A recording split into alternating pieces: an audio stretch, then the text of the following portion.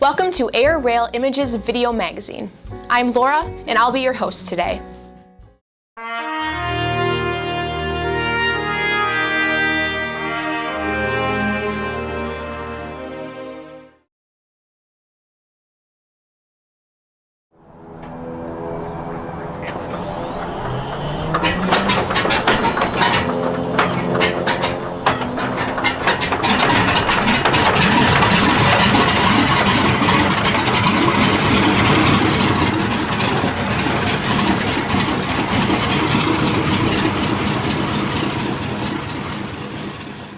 My name is John Maloney. I'm pilot of Dottie Mae P-47 that's behind me. It's an original rebuild from vintage airframes, Mike Brashears. Compared to the P-47 I fly down at Plains of Fame, it's a little heavier. It's probably 1,500 pounds heavier than that airplane. So you have to keep the speed up in the pattern a little bit more with this one. It's all original, and it's a great piece of history. Before the first flight, a lot of anticipation, quite a bit nervous going on. But every rivet has been out of this airplane. It's been totally rebuilt from brand new. So it's a little pressure going on their first flight. But once you get in and get the engine started, things calm down. And after the flight, it was just a nice sense of relief and accomplishment for the guys that rebuilt it. They did a super job, and it was very easy for the first flight. One of the best first flights I've ever had, probably. Yeah. And it's something to be proud of. Those guys did a great job.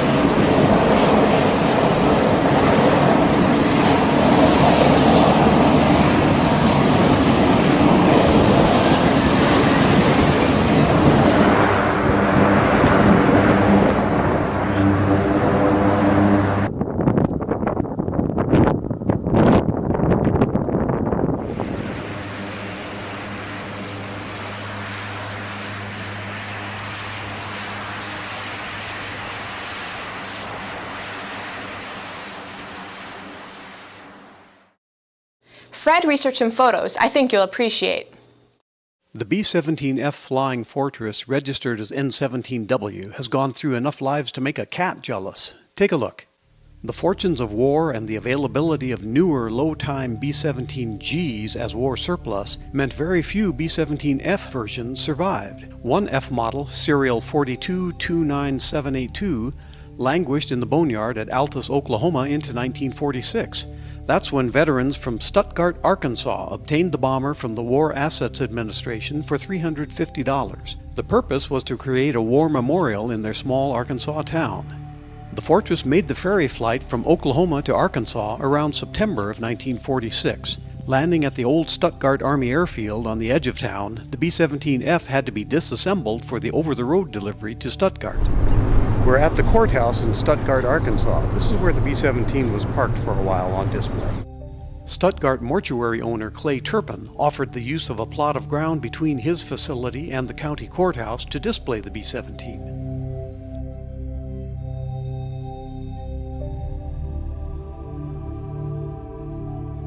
At some point, the silver bomber gained the nickname Great White Bird. Next stop for the B-17 was another disassembly and a cross-town move to John Kane Park. A big change came in the spring of 1953 when Stuttgart's Flying Fortress was sold to become a flyer once again. Time for another disassembly and road trip back out to the Stuttgart airport. In 1954, the bomber gained its current registration, N17W. Brothers Max and John Biegert initially based N17W in Nebraska, where the B-17 gained internal and external tanks to carry agricultural sprays delivered from booms. Midwest grasshopper infestations gave the Biegerts some of their livelihood with the big B-17F. By the early 1960s, N17W joined other B-17s in large-scale fire ant eradication in the southern United States. N17W also performed duties as an air tanker fighting wildfires when not spraying for insects. In the midst of all this work, N17W was an occasional movie star, flying for The Thousand Plane Raid in 1968 and Tora Tora Tora a year later. This B-17's life as a working air tanker ended in 1985 when it was purchased by aviation enthusiast and businessman Bob Richardson of Seattle.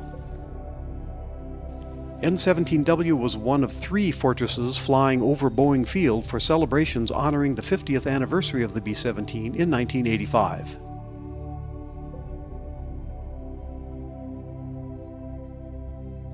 In May 1987, N17W flew with 6 more B-17s over Memphis to dedicate the restored Memphis Belle. Richardson began the task of returning N17W to its military configuration.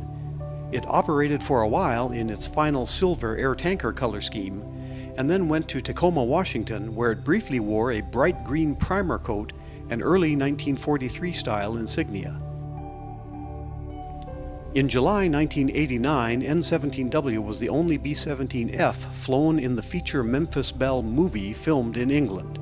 Starting in the mid-1980s, N17W underwent extensive restoration and rebuilding to remove a cargo door from the left side of the fuselage and add restored top and ball turrets. Flown briefly, N17W is now part of the Museum of Flight display collection in Seattle.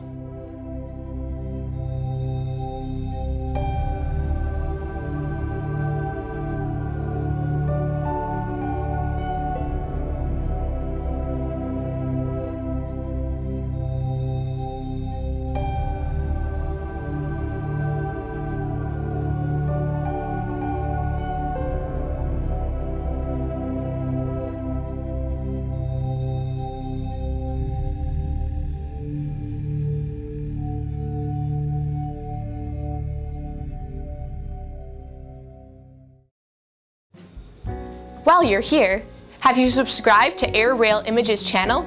Thanks! We really appreciate it.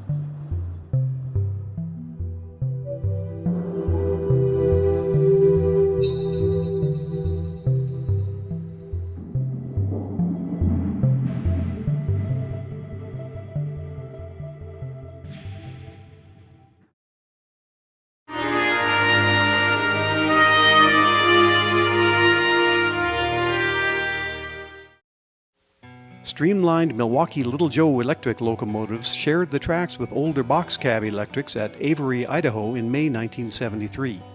The year is 1948 as a frail-looking World War I Sopwith Camel poses with a Republic F-84 jet at an open house. The biplane was only about 31 years old at the time, yet the gulf between it and the F-84 seemed immense. Douglas C-1 transport, serial number 25433, was photographed in flight on 28 April 1926. Powered by a V12 Liberty engine, the boxy C-1 could carry a payload of about 2,500 pounds. Idaho Air National Guard F-86A Sabres rat-raced past the camera plane. This captured A6M20 gave up the secrets of its strengths and weaknesses to U.S. pilots in 1942. The photo was probably taken over Southern California.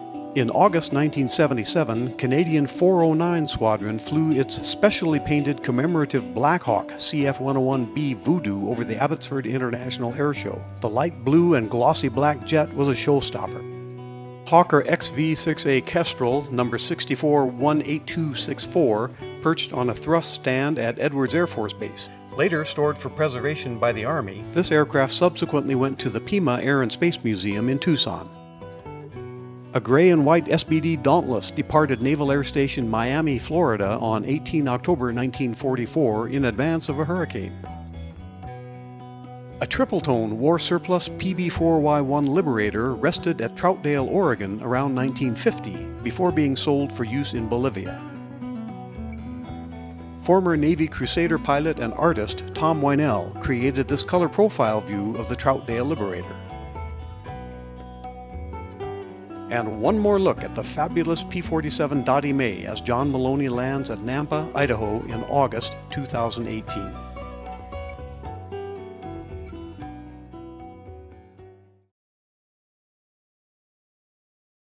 That's it for today.